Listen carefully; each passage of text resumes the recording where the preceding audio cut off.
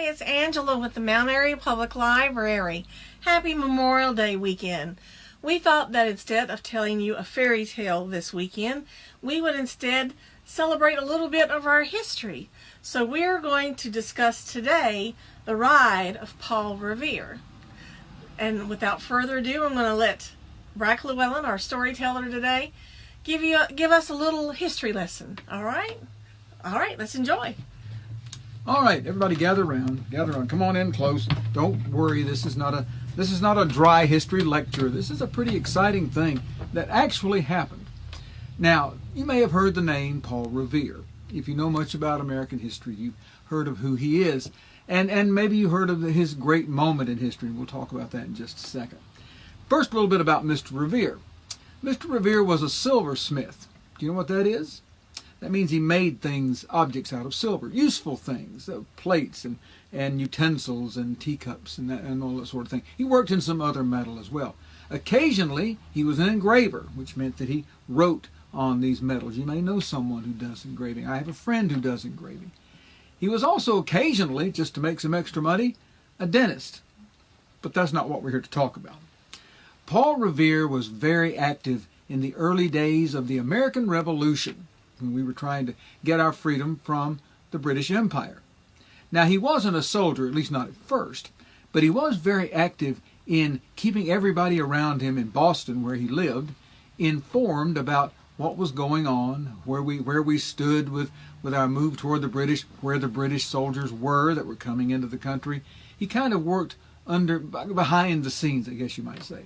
Now, behind me, this is actually Paul Revere's home. And he also had his silversmith shop here, this in Boston, and this is where he operated from. He was very well known, had a great reputation, and was very well liked.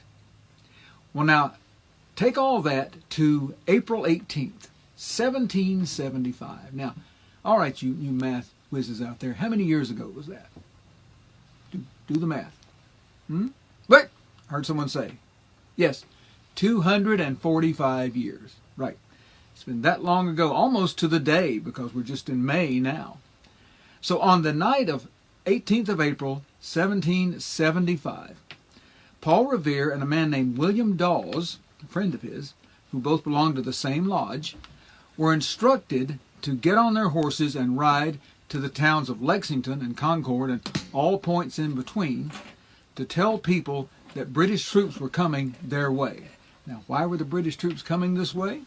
Well, the British troops and their commanders thought there were big stores of military goods in those towns. Turns out they weren't there. That Paul Revere and his fellows had moved them because they heard the British might be coming. But a couple of men who would become two of our founding fathers, Samuel Adams and John Hancock, were in danger because they knew the British troops might be coming to capture them. And that'd be a big feather in the British hat.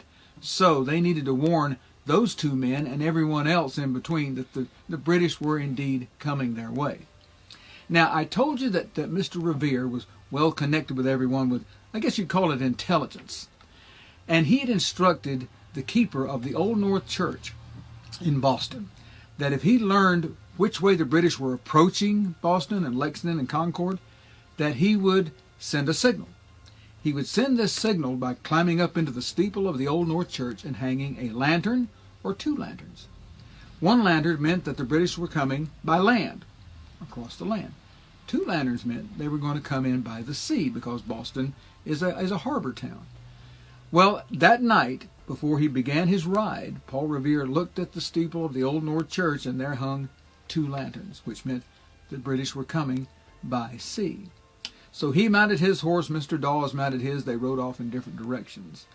Now, imagine that you had to go to every house within 20 miles of where you live and deliver a message to people. That's quite a task. Nowadays, you just pick up your phone and send out an Instagram or a text. But no such thing existed in those days.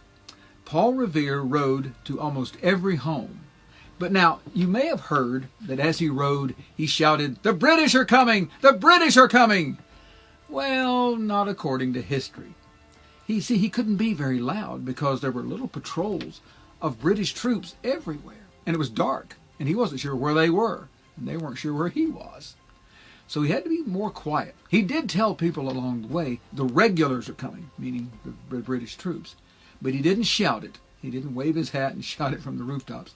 He on danger of being captured. In fact, he almost was captured a couple of times as he made his ride and managed to escape. He's a very brave fellow. He made the ride, and as he warned each person along the way, they in turn would mount their horses and ride off to other neighborhoods and other parts of the countryside to warn people the very same message. See, it was kind of like sending a text that was shared or a tweet that was shared, except it was 240 years or so before those things ever existed. It was done on horseback. And Paul Revere and Mr. Dawes delivered their message.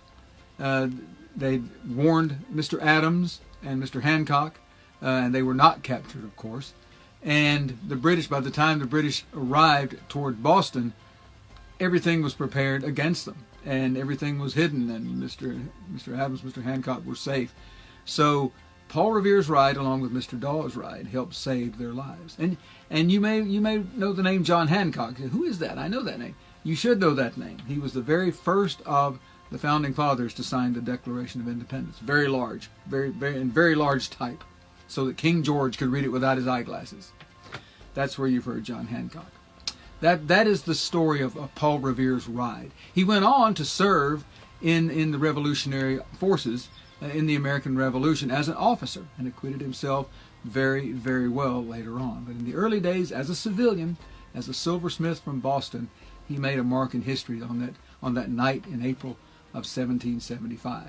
Now, if you want a little more poetic version of what I've just said, there happens to be a poem. It's called Paul Revere's Ride. It's by Henry Wadsworth Longfellow, a great poet. It's kind of long, so if you really want to know, look up that poem tonight and read it, or maybe read it as a family. It's a pretty interesting poem and a nice retelling of the story. It's a little dramatic, but hey, it's poetry.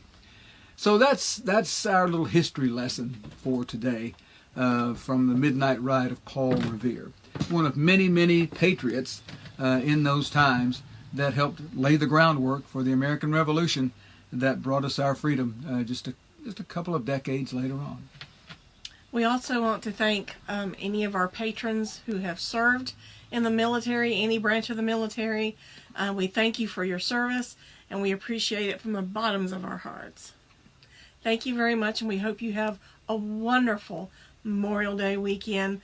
Take some time to remember our history, but enjoy yourself, and we will see you when the library does curbside pickup with books starting Wednesday. So enjoy this weekend, and Wednesday we can start getting books for you at the library, and just look at our website for more information on that.